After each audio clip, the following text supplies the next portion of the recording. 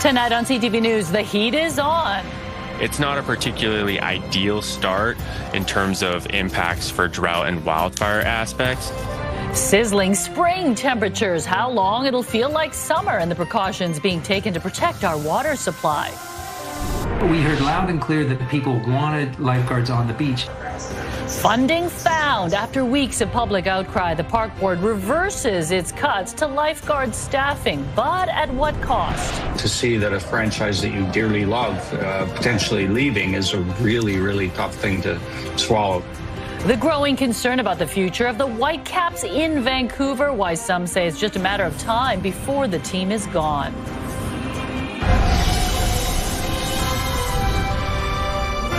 This is CTV News with Mi-Jung Lee.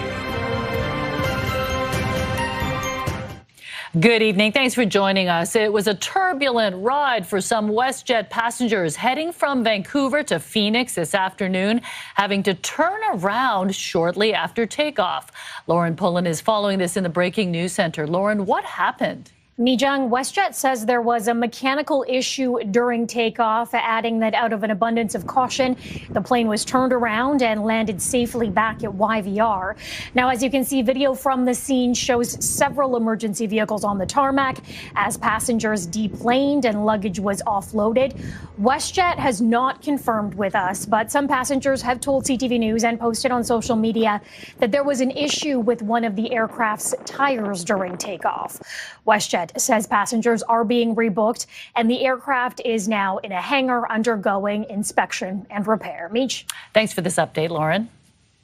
The first weekend of May is going to feel a lot like summer, with temperatures expected in the mid-20s across the lower mainland. We could see records being smashed. Now, health officials are urging marathon runners this weekend to take precautions. CTV's Ben Nesbitt has been out soaking in some of the warm weather already. He joins us live from Deer Lake Park in Burnaby. Ben? Yeah, Mi-Jung, certainly it's that time of year, a little early, but it is time to probably fish out the sunscreen out of the drawer after a long winter and a bit of a rocky start to spring. And it is nice today. Not today's kind of the start of it, but through the weekend we're going to see some quite high temperatures peaking on Sunday. But Environment Canada is warning that, of course, this time of year when we do see dry and warm weather for an extended period, there can be some repercussions later on. Summer might be more than 50 days away, but residents across the province will be getting a little taste of it this weekend. We are looking at elevated temperatures for this time of the year on the orders of upwards of around 10 degrees, increasing with each successive day, looking at kind of peak heat around that Sunday, Monday timeframe. Environment Canada says it's expected to be the hottest opening weekend of May in Vancouver in 10 years, as a high-pressure ridge has hunkered down offshore the Pacific waters, preventing any weather systems from coming in. The warm, dry weather will be welcomed by many, but it may come with repercussions. With no real big systems coming in to provide that relief or cloud cover to kind of keep those temperatures at bay, it's not a particularly ideal start in terms of impacts for drought and wildfire aspects. To combat drought, the Metro Vancouver Regional District is making the unprecedented move to skip Stage 1 watering restrictions and bring in tighter rules early. Stage 1 restrictions normally come into effect every May 1st and require residents and businesses to limit lawn watering to 1 day per week. Instead, lawn watering is banned entirely as of Friday. We'll be monitoring the condition. There is a good chance that we will need to tighten the restriction to Stage 3 in early June. Those planning on doing outdoor activities, including the thousands running the BMO Marathon in Vancouver Sunday, are urged to prepare properly. This is kind of our first heat spell of the season. While it will be nice to be outside, we want to be mindful that, we aren't typically acclimatized to kind of these kinds of temperatures at this moment. Vancouver Coastal Health is urging those participating in the marathon to hydrate properly with plenty of water, electrolytes, a high SPF sunscreen, and to readjust your goals for the race. I'm sure most people weren't training thinking this was going to be a hot 25-degree day, but it looks like it will be that way. So people being urged to proceed with caution. Mi-Jung. All right, Ben, reporting live tonight from Burnaby. Yeah, but downtown it is very pleasant right now, but things are going to Get a little warmer. Exactly. We're going to add some sizzle to the sunshine as we head into the weekend. Today was another warm one once again. Here's a look at temperatures across the lower mainland. 19 at the Harbour. You're looking at 23 in Burnaby, 24 in Pitt Meadows and in Abbotsford, 26s in Surrey and Chilliwack. As we head into the weekend, this is what we can expect. Sunny on Saturday with temperatures between 21 and 25 degrees. On Sunday for the BMO Vancouver Marathon, we're looking at temperatures between 22 and 27. Heading into Monday, it'll be even warmer with inland temperatures reaching 29 degrees, so flirting with that 30-degree mark. So very hot as we head into the weekend and into Monday, and then it slowly moderates next week. I've got your full details coming up. All right, thanks a lot, Anne. Well, parts of the Cariboo region have been placed on evacuation alert due to a nearby wildfire. The Webster Creek wildfire is about 66 hectares in size and covers a large swath of sparsely populated land. The blaze was discovered Wednesday just west of Highway 97 between Williams Lake and Quesnel. There are 19 firefighting personnel responding to the wildfire, supported by helicopters and heavy equipment. There are currently 20 active wildfires burning across BC, but only the Webster Creek fire is considered out of control. Vancouver sports fans have been here before. The excitement of a team followed by the pain of losing it. Now there are new concerns it could happen again. The future of the Whitecaps is in question amid a potential sale and relocation south of the border. CTV's Craig Krause has more. Vancouver sports fans have seen it all. Can he fill it the puck? He shoots! Goal! From the excitement of NHL hockey arriving on the West Coast in the 1970s to the loss of the NBA's Grizzlies, who relocated to Memphis in 2001. Now, a formal bid has been made to buy the Whitecaps and move them to Las Vegas. I was talking about it in the car with my son and just talking about, well, what happened, Dad, what does that mean? We can't go to Whitecaps games anymore? And I'm like, it kind of hit me. And I was like, holy crap.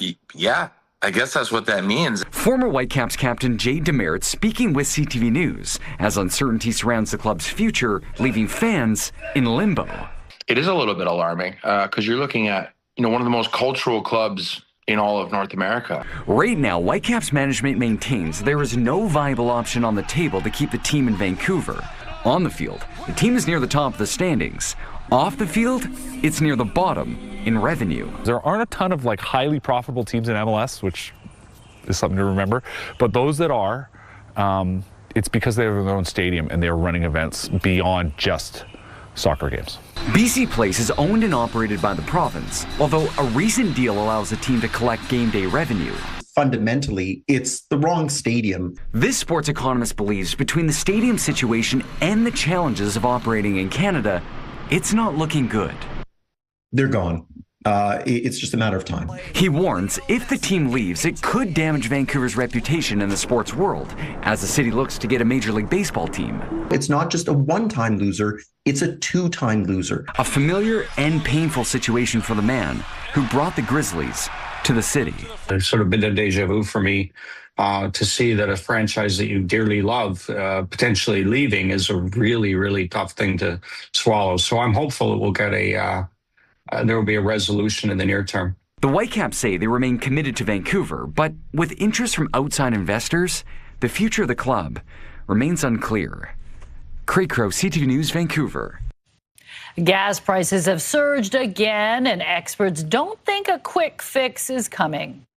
Just the way it is. I can't say anything happier about that, if you like, but that's the facts of life right now. This is going to be a pretty rough couple of months. I can see this whole scenario stretching right through into the early part of 2027. And I don't know what you can do about it. Some stations in Metro Vancouver are showing prices just under $2.25 a litre. Analysts are blaming the Iran war and the ongoing closure of the Strait of Hormuz.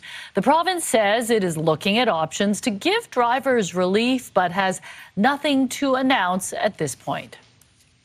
Nearly 11 years after Myles Gray's beating death at the hands of 7 Vancouver police officers, his family's search for answers has been delayed yet again. CTV's Ben Milger has more on why a public hearing into the conduct of the officers has been adjourned until the fall, and a warning about some of the graphic details in this story. When the public hearing into the death of Myles Gray began in January, it was supposed to last 10 weeks. Now it's been adjourned until the fall and might not finish until sometime in December.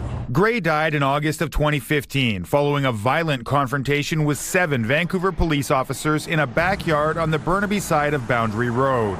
An autopsy revealed he had a broken eye socket, crushed voice box, and ruptured testicles, among other injuries. A lawyer representing respondent officer Nick Thompson had to step down after being appointed as a provincial court judge. Kevin Westell, lawyer for Constable Josh Wong, one of the 6 other officers involved, proposed taking on Thompson as a client as well.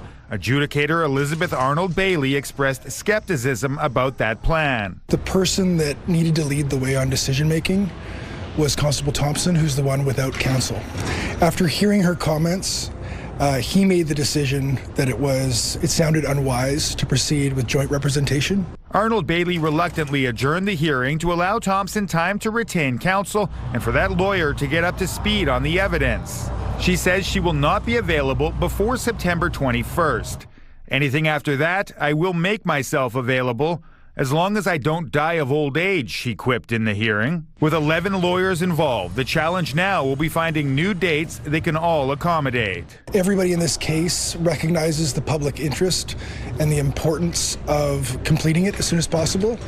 So I think you're going to see extra efforts from all the lawyers here to do what they can to get this on in the fall. Ben joins us live now with more. Ben, you have spoken to the Gray family. How are they handling this delay? Well, as you can imagine, it's hard. They've been very publicly grieving for 11 years now, and they had hoped this hearing would provide some answers and accountability. I chatted with Myles' sister, Melissa, today, and she told me this delay feels like a gut punch. Mijang? Thank you, Ben. A child was injured during Khalsa Day celebrations in Surrey last week after police say 2 men assaulted him inside a carnival attraction. Police say the alleged assault happened last Sunday around 5 p.m. outside the Dashmesh Darbar Gurdwara on 85th Avenue and 128th Street. The boy suffered neck injuries and was treated in hospital. Photos of the suspects show one man in a floral patterned shirt and another wearing a turban. Investigators say the owner of the carnival is cooperating and don't believe staff were involved in the assault. Surrey's mayor insists she didn't break any rules by using city staff to create a video about a major road project and then sharing that video on her party's social media. It's raising questions about the use of taxpayers' money during an election campaign. CTV's Martin McMahon has more. It's certainly taking shape. In this slickly produced video, Surrey Mayor Brenda Locke talks about the benefits of the $150 million 72nd Avenue project under construction. This road will certainly connect our communities, and that's really what is so very important about it. That video was initially posted to the mayor's Facebook page before also being shared on her party's page, Surrey Connect. A viewer contacted CTV News, concerned city resources are being used to help Locke ahead of the October civic election. So we brought those concerns to the mayor. You know, people share videos everywhere, and this is just one that we shared. As I said, we're very, very proud of the work that we've done on many issues, but certainly 72nd is a game changer for Surrey. No, I don't believe any rules were broken. I don't think any rules were broken. Vancouver Mayor Ken Sim has also faced criticism recently for using the city's letterhead to communicate what critics described as campaign material. This political scientist says regardless of the rules, there are ethical considerations as to how public money is used. There's sometimes a blurry line between government and party. Governments are doing things in the public interest, and the governments have a right to inform the public of what they are doing, but they have to do it, or they should do it, in such a way as not to promote the interests of the party in power. Beyond that ethical question, we asked Elections BC if any of its rules have been violated in this case. It points out that the law regulating election advertising and spending is only in effect during the election and pre-election period and won't be in effect until late July. Martin McMahon, CTV News, Surrey. The city of Surrey is opening a new supportive housing building for people experiencing homelessness. And everyone deserves a safe place to live and to call home. And communities are stronger and safer for everybody when we bring people indoors. Bentley Place is a 6-story building that will provide 60 new supportive homes. The building will be run by Phoenix Society, an experienced nonprofit that will provide 24/7 staffing, daily meals, and life skills and employment training. The building is part of a $19 billion housing investment by the province. The BC government is making an investment in playtime with a new round of funding being put into school playgrounds. When we build playgrounds today, it's not like the old days. These are playgrounds that are fully accessible, which means that no kid feels left out. The province announcing today it's investing $5 million for the construction of new accessible playgrounds. 25 school communities in BC will each receive $200,000 of that investment. The province says since 2018, it's delivered $50 million toward a total of 332 new playgrounds to BC schools. Premier David Eby is speaking out about the Burnaby Hospital expansion after the province canceled the construction contract earlier this week over budget issues. Today, Eby insisted the project, which will add 160 beds and a cancer center, will go ahead. He says canceling the contract allows for a reset to ensure a $1 billion project is done in a responsible way. No details were provided on the new project's changes or timeline. A series of unfortunate events for a hiker on the North Shore, why her dogs forced crews to do a helicopter rescue. Also ahead. The challenge was to find out how we could afford that. Rescuing the full lifeguard program at Vancouver beaches after weeks of public pressure. Where the money is coming from. When CTV News at 6 continues. Stay with us. After mounting public pressure, the Vancouver Park Board has reversed course and found funding for lifeguards at 9 beaches. As CTV's Isabella Zavarisi reports, those doing this life-saving work worry the fight isn't over. Retired lifeguard Stephen Fulmer recalls one of the lives he saved more than 40 years ago at Spanish Banks West. I could see a windsurfer that fell over, and the wind was coming up and he couldn't get back up, and he got blown probably about a mile from Jericho, and I could see that the windsurfer was in severe distress. Fulmer pulled the man onto his rowboat and recognized him. It was singer Peter Gabriel, who was in town opening for David Bowie. I had tickets to his concert that night. That evening, Gabriel thanked the team who saved his life. He did a shout out in the concert to the lifeguards at Spanish West, so it was exciting.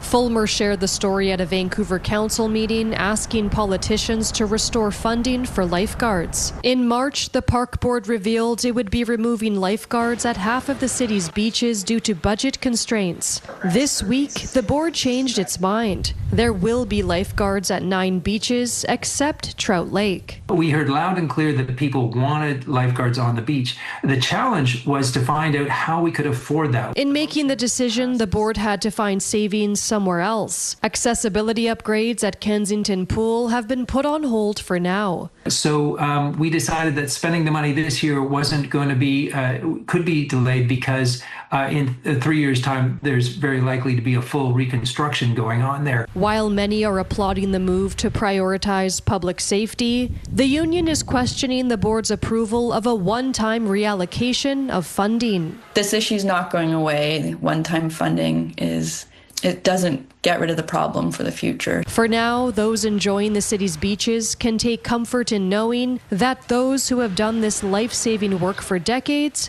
can continue to. Isabella Zavarisi, CTV News, Vancouver. A harbour seal pup fighting for its life along the BC coast now has a second chance thanks to a dedicated Vancouver rescue team. The 7-month-old female pup had been discovered on a boat launch in Squamish with a net severely tangled around its neck. The team aptly named her Annette. They say she had lost a lot of weight, putting her health in jeopardy. So she was given a plan to recover, which included a routine of eating, swimming, resting, and repeating. The team says Annette's story highlights the impact humans have on our oceans, from plastics to discarded fishing gear.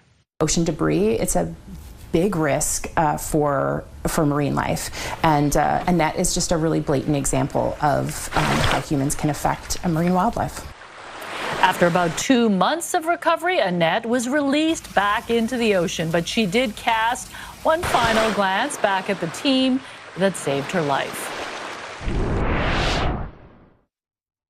Lucky whale watchers as a pod of orcas was seen swimming right into Victoria's inner harbor late yesterday afternoon. Several groups identifying the pod as the T049A's transients that also had a new baby in their midst. New details in the deaths of 2 young children in Calgary. Their father is charged with first-degree murder. Also ahead. Through that process, we learned that there was genetic testing. Shedding light on inherited cancer. A new test developed in BC can reveal a person's risk for certain types of cancer. What else it can tell? Ahead on CTV News at 6. North Shore Rescue was called into action through the air to help rescue a woman and her 2 dogs near Mount Seymour. NSR says on Wednesday afternoon, the hiker had gone off trail and the dogs were tired and unable to climb back up the snow on the route they were on. Ground teams were able to find her and the dogs, but due to the challenging snow conditions and the exhausted pups, an air crew was brought in to help. The woman and dogs were safely loaded into the helicopter and flown back to Seymour parking lot. A warning, the details of this next story are disturbing. The father of 2 young children found dead in an SUV in Calgary has now been charged with first-degree murder. Police say the children were found Thursday, but believe the killings happened around midnight Wednesday. They also say it was the father who called police to report the crime. Police say the father picked the children up between 5 and 6 p.m., telling their mother he was taking them to a playground, but they did not return. Friends tell CTV the couple was separated, but believed to be on good terms. Members of Calgary's Eritrean community gathered this morning to grieve the tragedy. It's really hard for mom.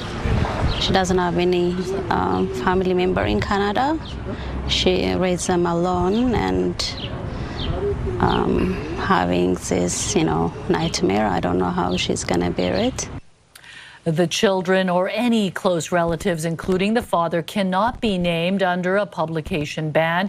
He is now facing 2 counts of first-degree murder and is scheduled to return to court on Monday.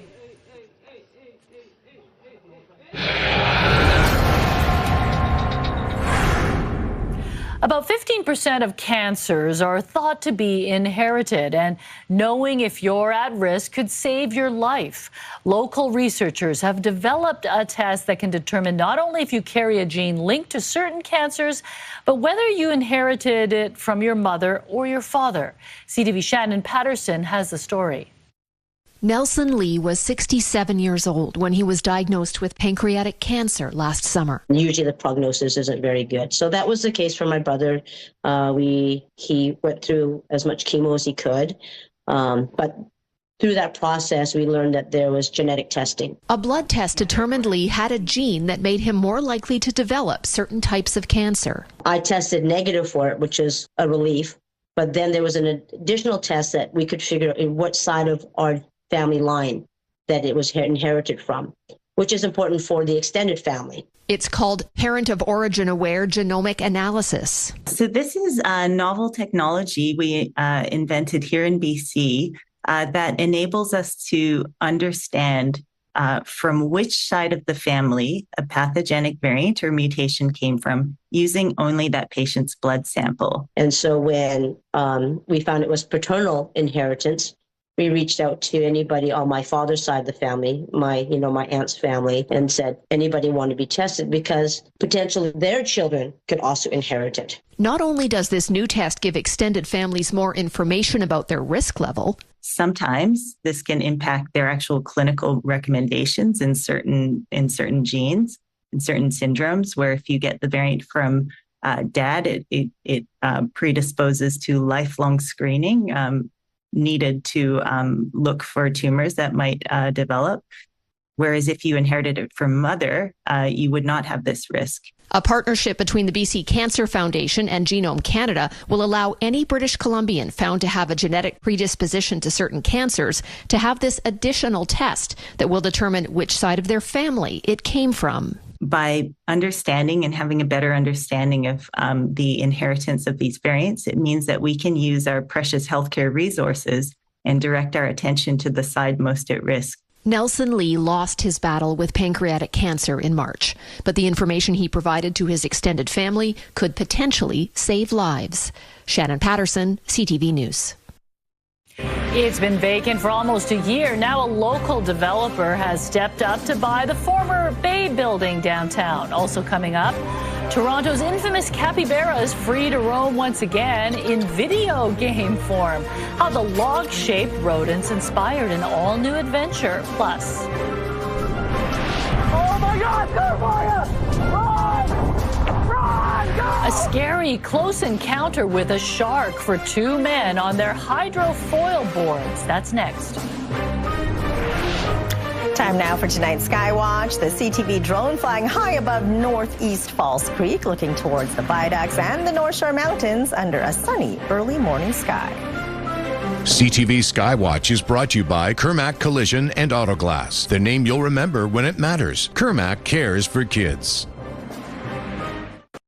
A pair of surfers disturbed a shark and then had to outrun it in hot pursuit, and the whole thing was caught on camera. Oh my God, there for you! Run! Run! Go! Tavis Boys and his friend Ron Takita were hydrofoil surfing off the coast of Santa Barbara, California, when Boys says they glided over a shark, apparently sparking its curiosity. It began closely following Takita and didn't stop, Boys says, for more than a mile. The shark, roughly about 3 meters long, eventually lost interest. Boys said Takita performed amazingly in the tense situation. Oh, wow. That's a bit scary. Yeah, it's a good very thing. Scary. Yeah, it's a good thing neither of them lost their balance and actually fell into the water. They're pretty coordinated. Yes, and for such a long time to be in hot pursuit by a shark as well. Yeah, it's a good thing they were on a hydrofoil because that allows them to go faster. A lot faster than just a paddleboard or something. All right, a lot of people will be hydrofoiling, paddleboarding, everything this weekend because it is going to be a hot one. We said goodbye to April yesterday, so this is how we fared for last month. For April 2026, pretty much seasonal in regards to temperatures. Our average high was 13.7, monthly average at 13.1. Same goes for the average lows, but well below the monthly average in rain, 26 millimeters only. The monthly average at 85.2 millimeters of rain. The hot spot once again was Lytton today across the country, 28.4 degrees, still not close to records set back in 1998 at 32.2 degrees. So we do have this ridge of high pressure that is not only going to clear things up, the clouds we had today, but it's going to heat things up as we head into the weekend, into the start of next week. As you can see in the orange and the yellows, we'll see temperatures nearing the 30-degree mark, especially for the inland regions as we head into the next few days. Lots of sunshine and a chance of afternoon thunder showers for the southern interior. Your provincial forecast at the bottom of your screen. Mostly sunny skies for Port Hardy tomorrow with a high of 17 degrees. You'll see 24s for Campbell River and Comox. For the South Island, mostly sunny skies for Tofino and Port Alberni, temperatures between 24 and 29. From Nanaimo right down to Victoria, you're looking at temperatures between 24 and 27. Sunny skies and 23s for the Sunshine Coast up the Sea to Sky Highway. You'll warm up to 26 degrees under a mix of sun and cloud. And for us across the lower mainland, mostly sunny skies with temperatures between 20 degrees near the water, 25 degrees inland. And then on Sunday, we'll see inland temperatures reach 27 degrees for the BMO Vancouver Marathon. Hotter yet on Monday with temperatures between 24 and 29. On Tuesday, we'll see 21 and 26 degrees. A few clouds for Wednesday. Inland temperatures reaching 25 degrees. And then Thursday and Friday, it does cool down, but still above seasonal temperatures under a mix of sun and cloud. We're looking at temperatures between 17 and 18 degrees. Seasonal averages at 14, so still 4 to 5 degrees above seasonal. So the old saying, slip, slap, slop, right? Slip on a shirt, slap on a hat, and slop on that sunscreen. You're going to need it this weekend. Yeah, and this is incentive for those running in the marathon. Yeah. Run fast, because it just gets hotter as the day goes on, And right? start early. I think the half marathon starts at 7 o'clock. So yeah, they're so a little better then. Exactly. All right, thanks, Anne. Capybaras made headlines when they escaped from the Toronto Zoo years ago. Now the large rodents are being immortalized in a video game full of Canadiana. Also ahead. When you can get your order delivered in 4.5 minutes, now you're guaranteed freshness. Drone delivery. A pizza company says slicing through the sky is faster and cheaper. The latest service brought to you by a drone. That's next.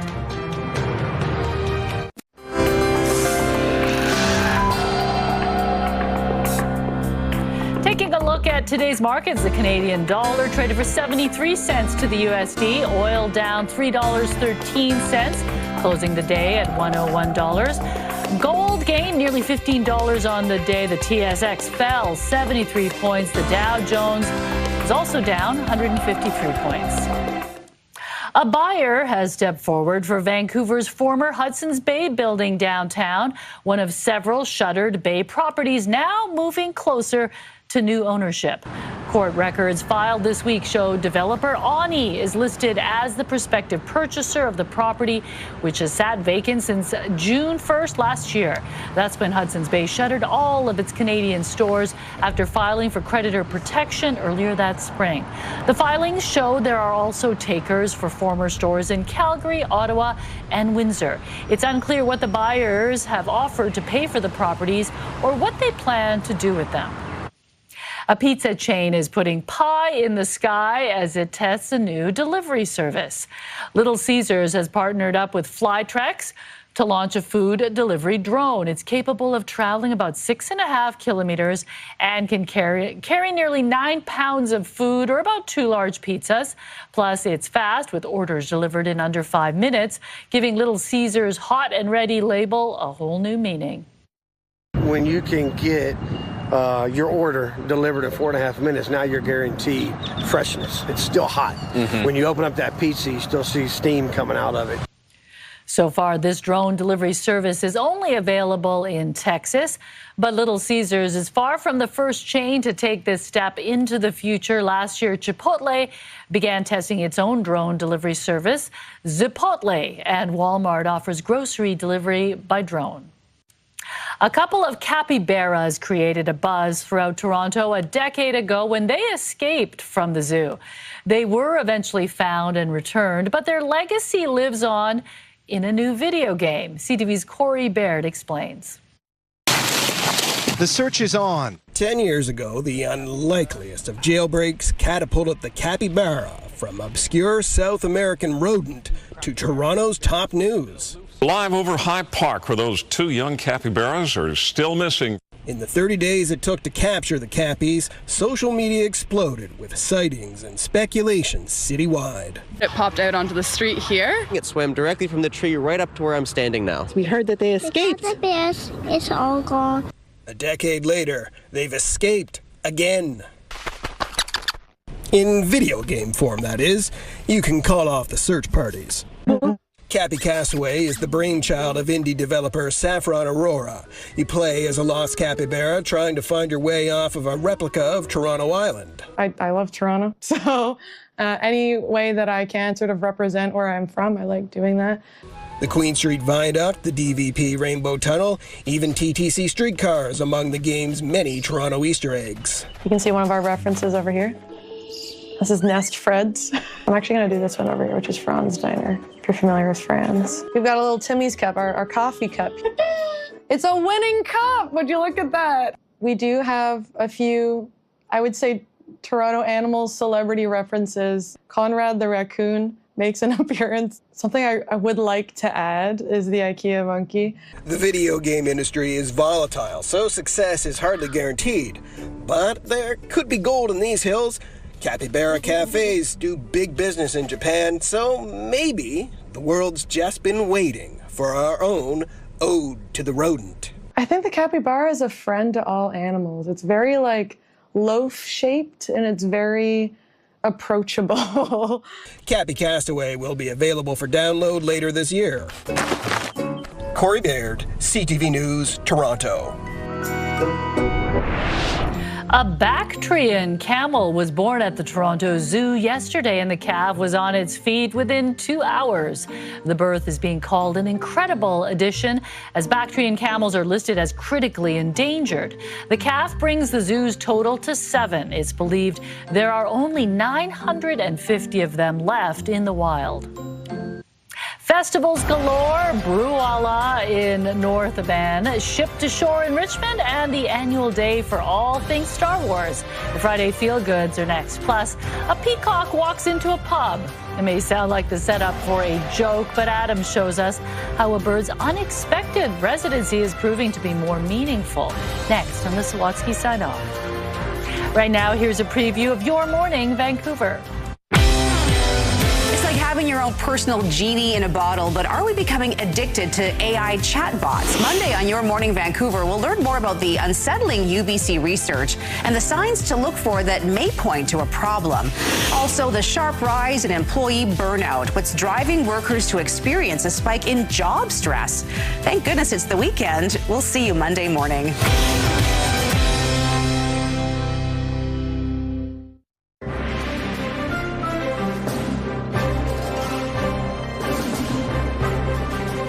David Suzuki is Canada's most recognizable environmentalist, and after recently turning 90, he's reflecting on more than 5 decades of advocacy.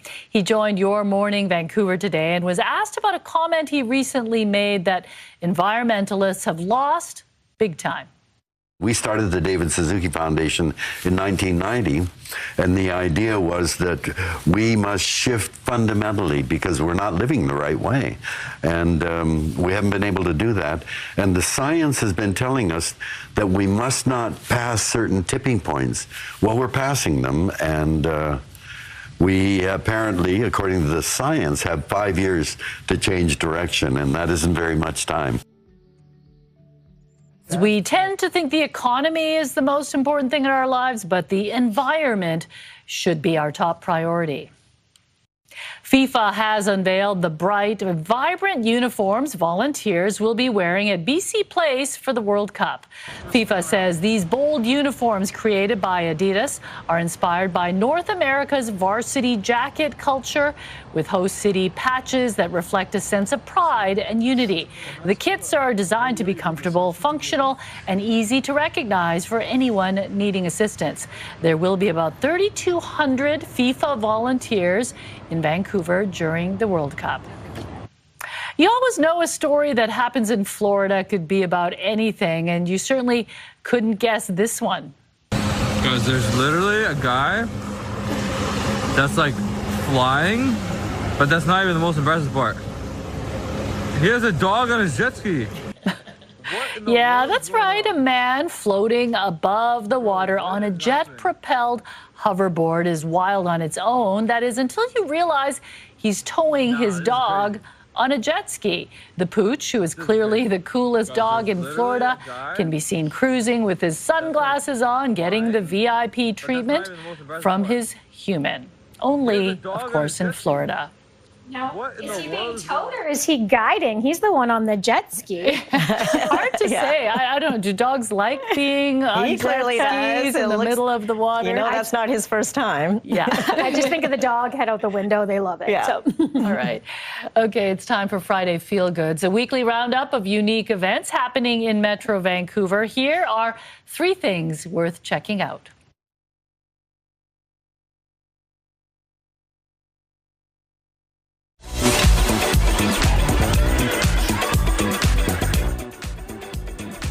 North Vancouver is kicking off the weekend with Brouhaha happening tonight at the shipyards. The 5th annual festival brings together live music, food trucks, games, and more than 20 local producers pouring everything from craft beer and cider to wine and non-alcoholic options. The festivities are happening up until 10 p.m. A great night for a great way to kick off the weekend. I think the patios are going to be pretty busy up there. It's such a great area, isn't it? Well, a rare sight is sailing into Richmond this weekend. The free family-friendly Ships to Shore event drops anchor at Garry Point Park in Steveston both Saturday and Sunday. Event goers can check out the Kaiwo Maru, a majestic tall ship that organizers say is one of the largest in the world. There will also be live music, cultural activities, and a limited number of tickets available to step on board the ship. Oh, I love the dress up. Very cool. Beautiful ship. And there's a lot of nautical fans in Metro Vancouver. It's going to be busy. There's a lot of Star Wars fans too, and they can get ready for a celebration that is out of this world. The H.R. MacMillan Space Center in Vancouver is marking Star Wars Day this Monday, May the 4th, with family-friendly activities, live demos, and appearances from Darth Vader and a number of stormtroopers. Organizers say it's a great way for fans of all ages to join in on the fun. My husband's got a Darth Vader costume. Oh. He could join that, right? Yeah, may the 4th be with him. Okay, well, if you have any events you'd like us to highlight, email your tips to ctvfeelgoods@ctv.ca. We'll get to the Sawatsky sign-off in a minute. Lauren, first, what's coming up tonight?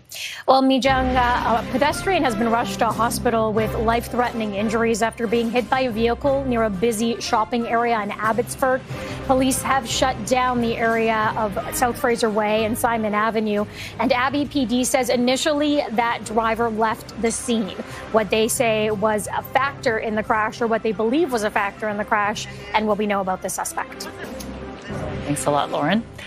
Well, Marjorie has earned herself a bit of a reputation at one Vancouver Island pub. Not because she ruffled any feathers, although she has plenty of those, but because she warmed so many hearts without saying a word. Adam explains in tonight's Encore Sawatsky sign-off.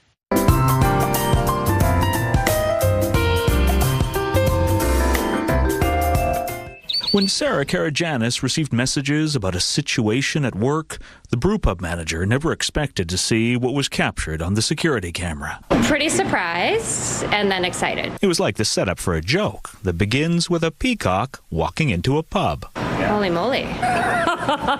Mackenzie Brown, on the other hand, did not find the fowl funny. I'm scared of birds. Yet, after Mackenzie saw how the peahen peacefully made her way to the patio and perched on a corner table, the bartender felt comfortable enough to name the bird Marjorie. She seemed pretty easygoing. And animal control said Marjorie would move along if she wasn't fed, which she wasn't, but she didn't, impressing patrons for 3 days. She just brought a lot of joy. Rather than delivering the punchline to a joke, after popping up in social media posts all over the area, Marjorie's proving to be more like that wandering dog from the old TV show Littlest Hobo. Every stop I make a new friend. Including Jessica Mullins and her family. We just moved from Halifax. My neighbor messaged me and she was like, "You have a peacock in your yard." And I'm like, "What?"